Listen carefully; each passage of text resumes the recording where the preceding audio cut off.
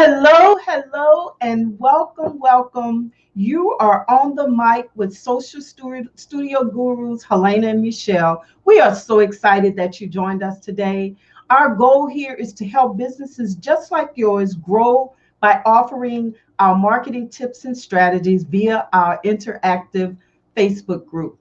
I am Helena Richardson. I'm a former NASA IT specialist and founder of H Rich Networks. H Rich Networks is a web design and internet marketing company. You can learn more about our products and services by visiting our website at www.hrichnetworks.com.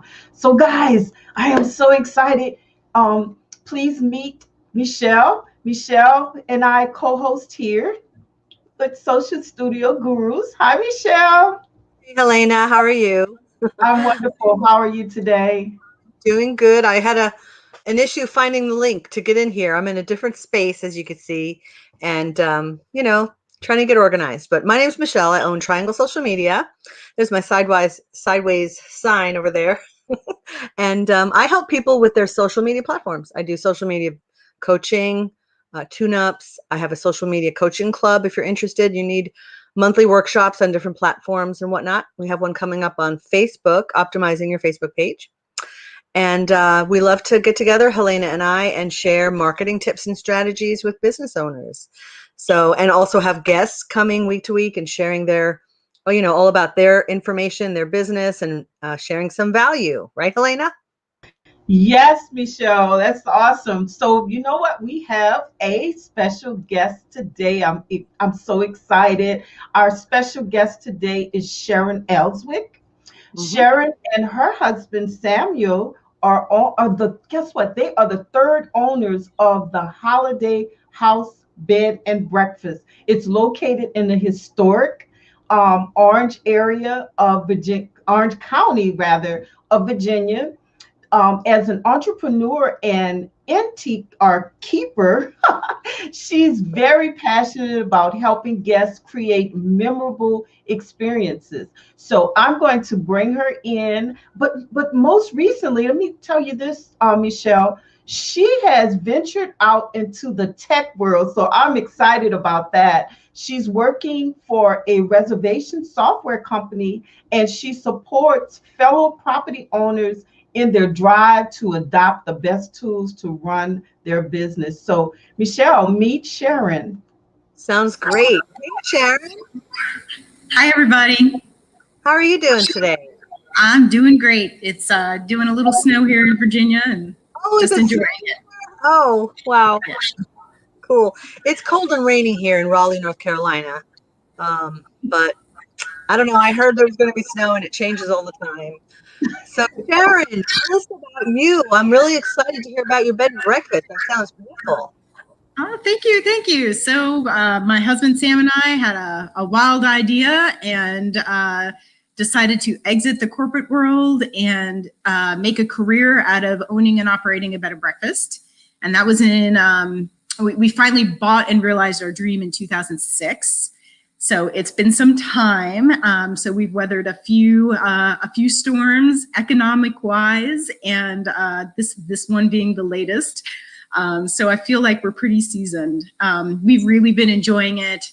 And then, as Helena mentioned, I also like to help innkeepers, with some experience under my belt in regards to building some technology that helps them alleviate the manual tasks, some of the manual tasks involved in our industry, and get back to some of the things that they love or crazy concept, enjoy a few minutes of a hot cup of coffee before they have to get back to work. So, wow, that sounds great. Now, I have to ask you about the name of your business.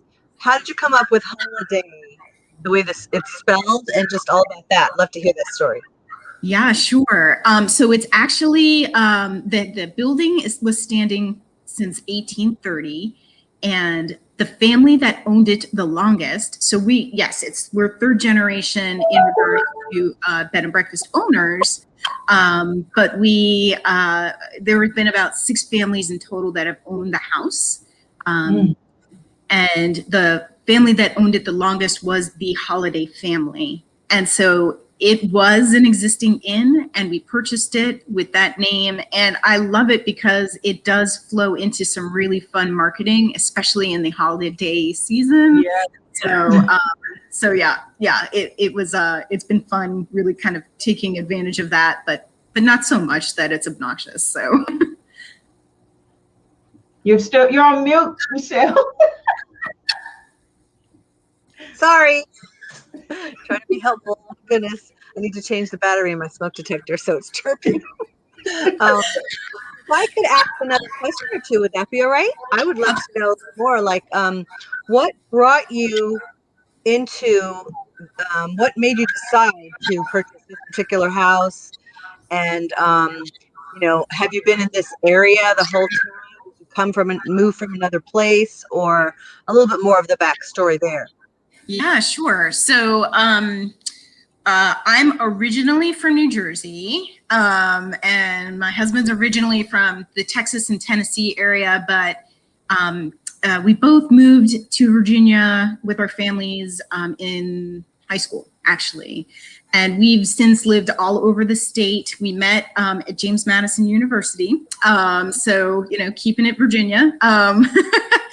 And when we had the wild idea to start looking at the bed and breakfast industry, we thought we knew what we wanted, but we kept an open mind because we didn't want to have this long set of criteria and then miss out on an opportunity.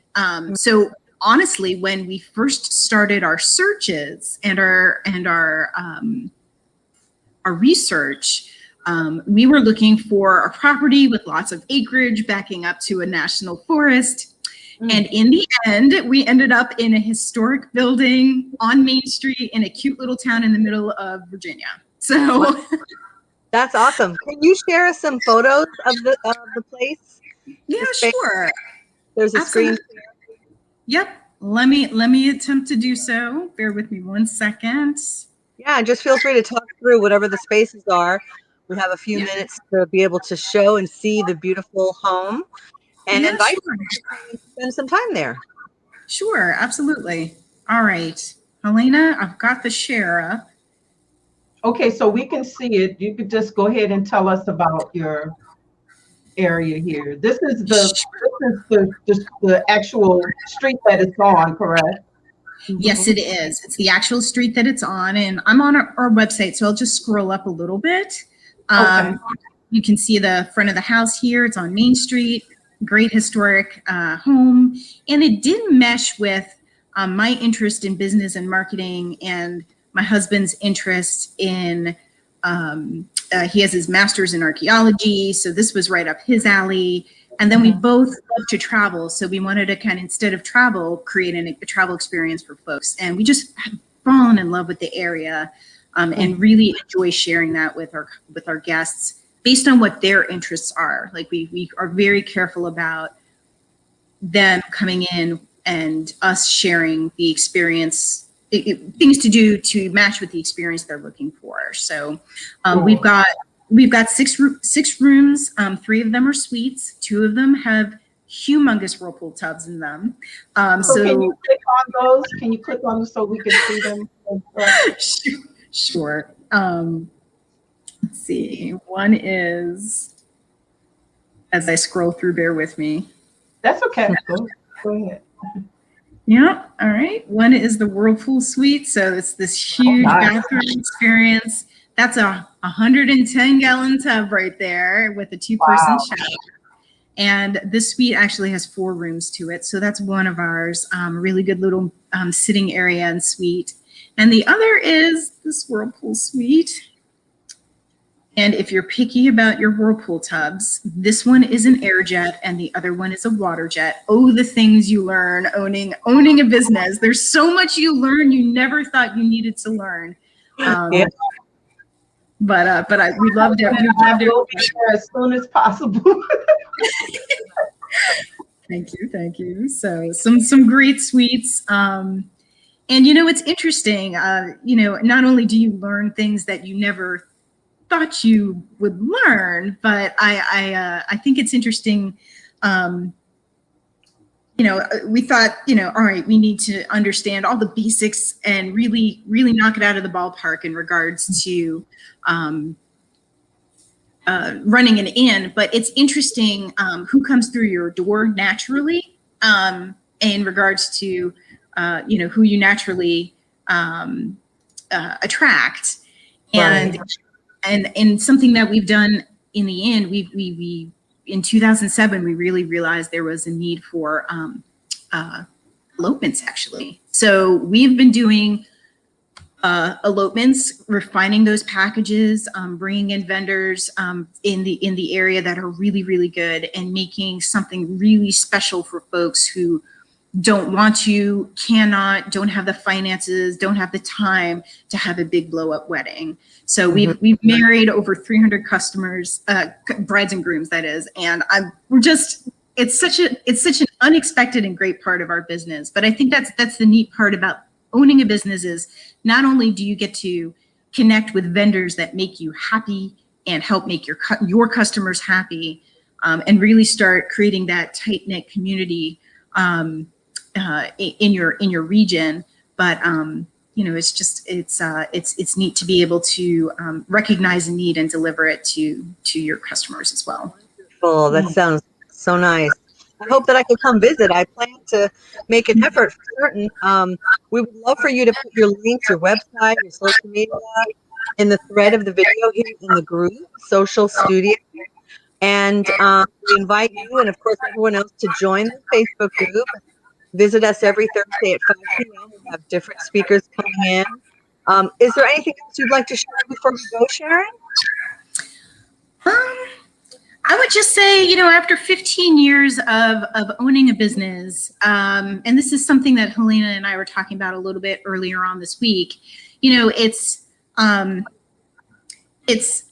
easy to lose your perspective. And I think it's important to understand that as an entrepreneur, as a business owner of any type, to at least make sure to recognize when the horse blinders start coming on, and reach out to friends, family, and experts like you both to help refresh and continue not only how you're communicating, how you're presenting yourself online and to your customers and delivering service, but also to keep that spark alive, keep some accountability going. So again, like after 15 years, there's amazing parts to running an inn, but also I've unloaded that dishwasher a gazillion times for 15 years. And so sometimes a little outside like zing really does help keep the